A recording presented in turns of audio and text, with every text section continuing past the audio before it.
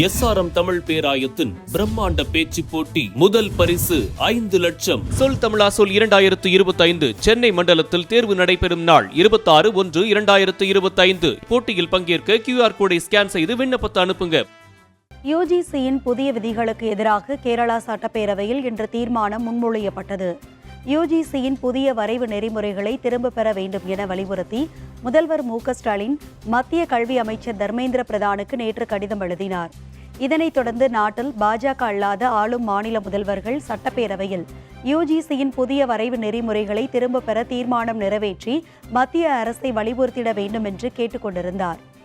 இந்த நிலையில் UGC வெளியிட்ட வரைவு விதிமுறைகளை திரும்பப் பெற்று புதிய விதிமுறைகளை வெளியிடுமாறு மத்திய அரசிடம் கோரும் தீர்மானத்தை கேரளா முதல்வர் பினராயி விஜயன் சட்டப்பேரவையில் இன்று முன்மொழிந்தார்.